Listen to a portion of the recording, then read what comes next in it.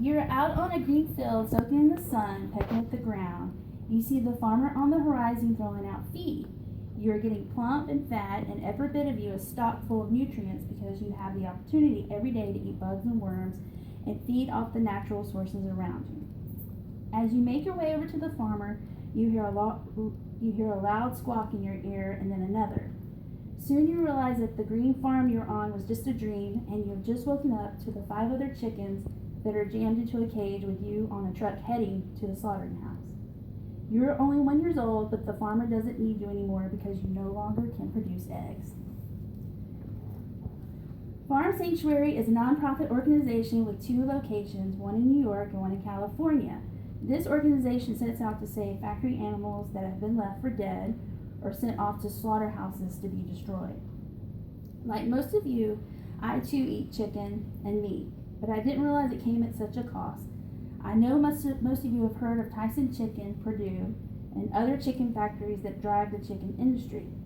But did you know they demand farmers to feed the chickens and cows less, to keep them locked up in cages so the animal will not move around much and burn energy? Did you know that the farmer actually hates these practices, but feels forced to meet these standards because they are under contract with these big chicken corporations? As stated by a farmer on the website dailycows.com, I think it's important for us as livestock keepers and people responsible for the support of the breeder industry to treat and handle our animals with respect. Today I will be telling you about how the Farm Sanctuary came about, the need for the organization, and how you can help. So let us begin our journey into this great organization.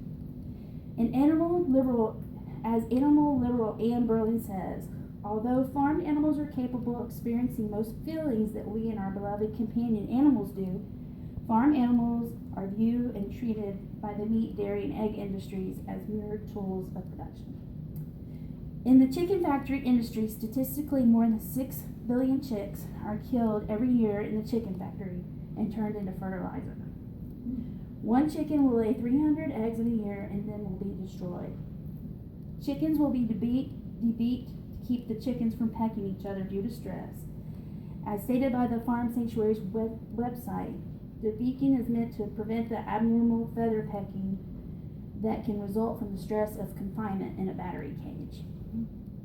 A chicken's beak is filled with nerves, and debeaking can result in severe, possibly chronic pain.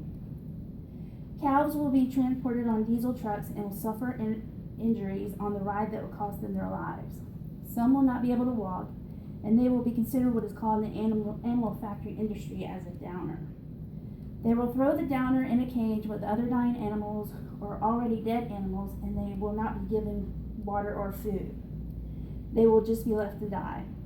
The animal industry will not do the right thing and put an animal out of its misery. The animal will only be allowed to suffer instead. People have tried to rescue some of these animals in the past, but most of these companies forbid the animal being taken to be cared for simply because they look at the animal as their property. So in saying all this, there's hope. So I will now tell you about the nonprofit organization Farm Sanctuary. Wouldn't it be nice to have our own farm where we could let our chickens roam and try to entice our cows in the fields to chase after us? I love the idea of running with cows, and cows are sweethearts too. They're smart. According to MotherNature.com, cows are considered one of the 9 smartest animals in the world. The best way I can tell you about Farm Sanctuary is to share a couple of their rescue stories. One story, actually the organization's first rescue, is of a sheep they named Hilda. Hilda was beat up from traveling in a truck, and the driver believed she was a downer because she couldn't walk. So the driver decided to discard her on a pile of already dead animals. Some of the fine people of Farm Sanctuary pulled her off the pile, put her in their VW wagon, took her to a vet, and within a moment she was up, walking, drinking water, and eating. Another story was about a cow that was being delivered to a market that was waiting in line to be slaughtered. She could see other cows in front of her being killed, and a good citizen bought her and then found her a home at Farmer Sanctuary. She has thrived there ever since. The organization has saved numerous animals from bunnies to donkeys, etc. They keep them well fed and nurtured. They have a huge farm to run around, and there's always vets on hand to watch over them. As you can imagine, the cost of maintaining all these animals is costly, but they have been able to keep the farms going from the support of other animal lovers alike.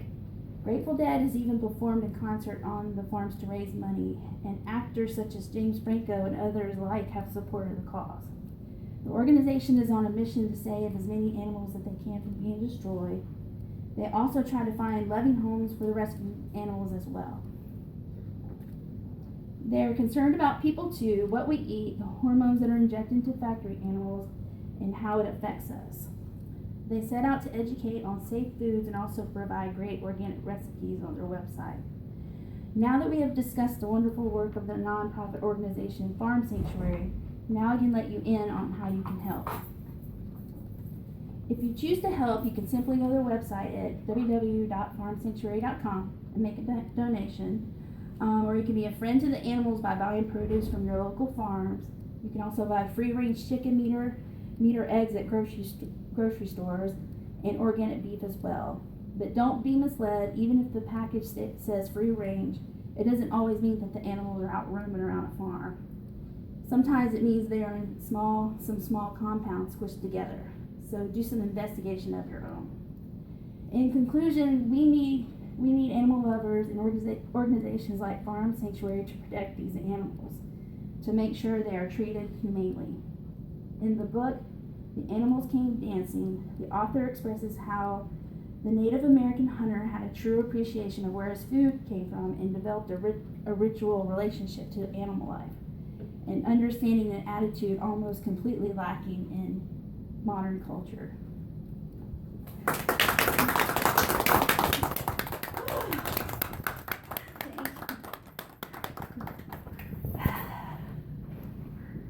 Take a bow, Carolyn.